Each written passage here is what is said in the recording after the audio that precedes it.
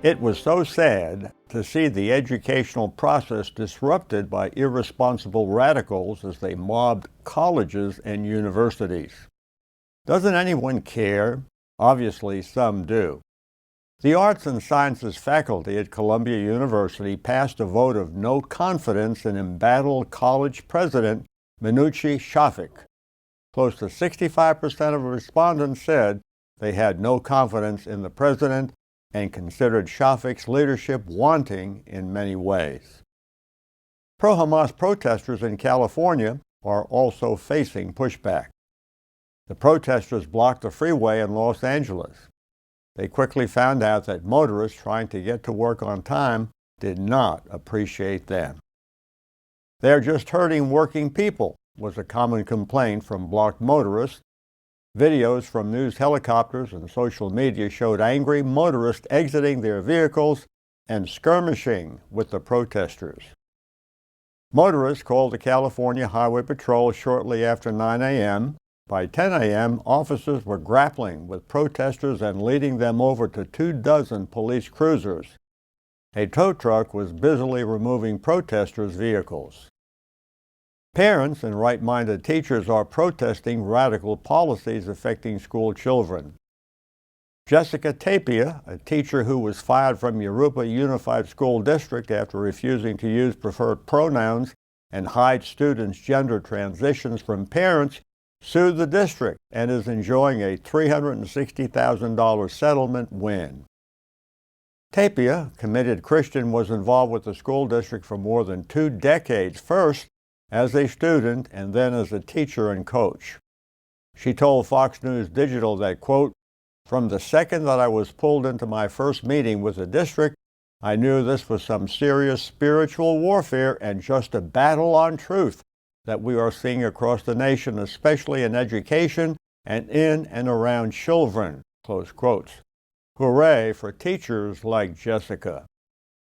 Parents, don't just let Jessica and a few others get involved. You join the fray. What's going on is a grievous sin against a God who loves families and kids and has established parental rights. America is slipping, and slipping bad. Unbelievably, a 9-year-old girl was attacked at a school for, quote, "not being a Muslim." Minnesota mom Shawna Larson is demanding answers after her 9-year-old daughter was jumped on the school playground by a group of girls. The school refused to report the incident to the police, so the mother did the right thing. She reported it. Angry parents said, quote, "This would be all over the national news if the assailants were Christians." Now let's be realistic. If we have another 4 years of Bidenism, you, me, and every faithful Christian will look like the Uyghurs do in Chinese communist prisons, wearing drab clothing, heads shaven clean, showing signs of malnutrition and starvation. And old Joe will be sitting right next to us because the Muslims consider him Genocide Joe. Biden plans a big win in his debate with Trump. "Make my day, pal," Biden said, after having a near miss with the wall. Yes, the pushback against this radical takeover of America by confused teenagers and infantile adults who are on salary for haters like George Soros is encouraging. Many in America will never forget how Joe Biden quickly pulled out of Afghanistan and left our friends and allies at the hands of the Taliban. Millions of dollars of U.S. military equipment is now in the hands of the ragheads. And what about the traditional spin on Ashley Biden taking inappropriate showers with her dad? Snopes now says it's true, after all. Leftist fact-checking outlet claimed for years it was unproven.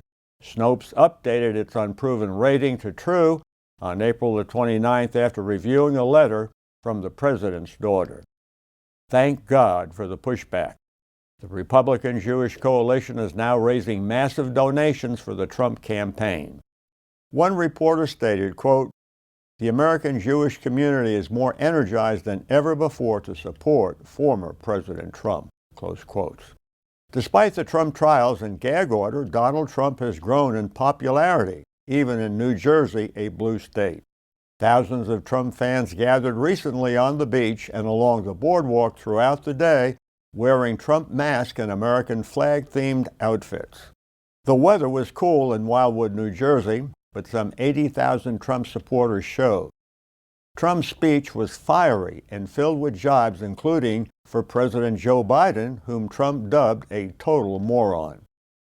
Quote, "You could take the 10 worst presidents in our history of our country and add them up, and they haven't done the damage to our country that this total moron has done," Trump said.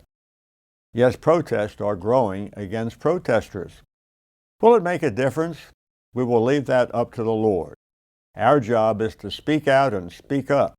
Therefore, my beloved brethren, we read in 1 Corinthians 15:58, "Be ye steadfast, unmovable, always abounding in the work of the Lord, for as much as ye know that our labor is not in vain in the Lord."